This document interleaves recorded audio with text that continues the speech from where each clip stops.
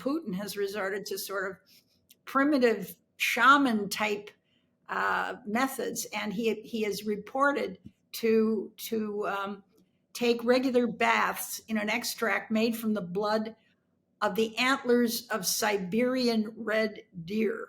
Vladimir Putin is probably the richest man on earth and in history. He's probably a trillionaire, directly, indirectly. He's got everything, except he doesn't have eternal life. So this is what he wants. He's trying to get some more years for himself. If he had cared about the longevity and the life expectancy of Russians, he wouldn't have declared a war and sent so many of them to their death. But this is all about him. And he's about to turn 72 on October 7th, which is the date, by the way, when the terrorists attacked Israel. And they were trained by Wagner mercenaries out of Russia in Syria. So that's how he likes to celebrate his birthday. But that aside, this is kind of almost pathetic in a way because, I mean, understandable. Who doesn't want to live longer, healthier? But it's you don't order scientists to come up with genetic revolutions, just so that you can live past the normal lifespan. Russia's life expectancy is ranked globally 164th. The expectancy there is 72 years for men and women, but only 67 for men. And that's worse than the Congo. He wants it to 78 by 2030, and that's when he turns 78. And then by 2036, he wants it up to 81. I mean, this is nonsense. It's not science that will do this, but he could increase the life expectancy of Russians if he stopped the war and banned alcohol. It's an abysmal place to live. Alcoholism is rampant, probably because it's such a miserable place to live. For many people, it's hopeless. There's no civil society. There's no sense of community and belonging because the government cracks down on anybody who assembles and tries to organize anything at all for any purpose. So it's a pretty pathetic place to live. And the Russians just, I don't know how many of them even know this is maybe just a Western report that leaked out. And I think they know that it's not going to move the dial in terms of their own happiness and longevity. And already, let's be honest, Putin and these oligarchs have access to the best medicine on the planet. They go to Switzerland to spas, they go to the Mayo Clinic or whatever equivalent in Europe to get fixed. They have top doctors, they have all good hospitals to go to. To the extent that this letter is made extensively public, it may mean that, they want to share this benefit, that the oligarchy is prepared to share this benefit with the people.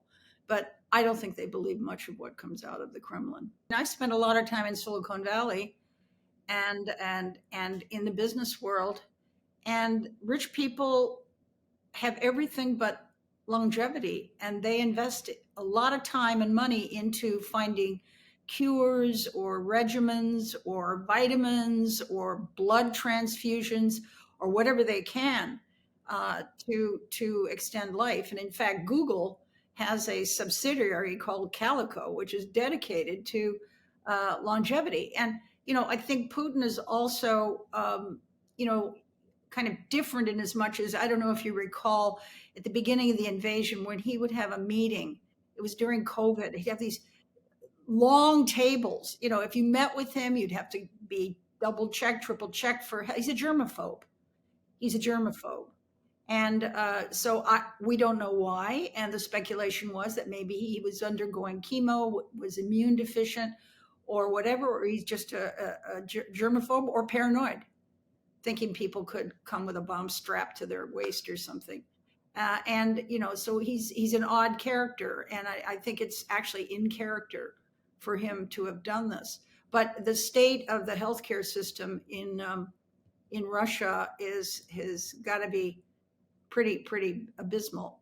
one of the stories that I read about it is that he does, like the silicone billionaires, seek out oddball characters who promise healthiness or cures or some regimen that's going to make them live happier longer. And it looks like he's even Putin has resorted to sort of primitive shaman type methods, and he is reported to take regular baths in an extract made from the blood of the antlers of Siberian red deer. This is some kind of wacky, you know, Siberian thing, and he does that. He does that regularly, and I know certain billionaires in Silicon Valley who have been buying.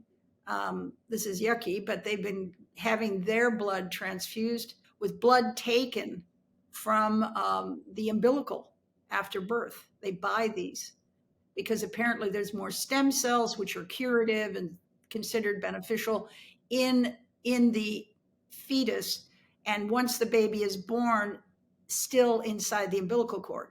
So there is an actual practice of that going on that I've heard of. Maybe it's not. It sounds creepy, but it isn't. I mean, they're not killing babies to get their blood, but they're using the umbilical cords.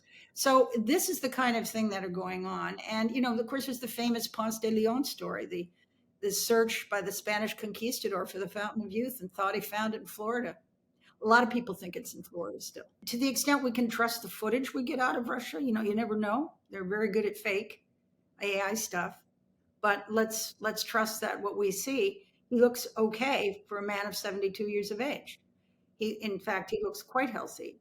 And I mean, he's no longer running around with his shirt off or playing hockey to demonstrate his virility and vigor, but he does look okay. However, people have talked about detecting a tremor in one of his legs and maybe in his hand. That could indicate something temporary, or that could be, some people speculate, Parkinson's. And, you know, we're never going to know, because the minute it's found out that he has something that is going to debilitate him or kill him, he will be removed by rivals.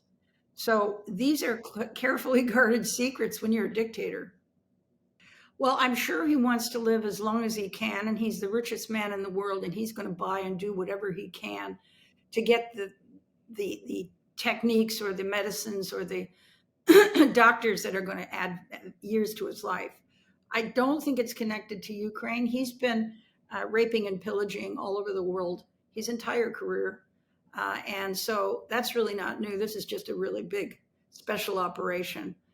And the Ukrainians are doing very well, in my estimation, although, you know, their country is getting slowly destroyed. But the point is that Putin is an odd man. I say if he's going to spend Russian dollars to come up with scientific breakthroughs, the rest of us may actually benefit from this. But to think that the Russians have a scientific coterie that is capable of doing any better than the gigantic pharmaceutical companies, healthcare systems in the rich developed world, where life expectancy is much higher, is probably not very smart to bet on. Their lifespans right now are lower than the Congo and North Korea. So, you know, Russia lags badly. The rest of us, you know, and including third world countries like those that are badly managed by dictators.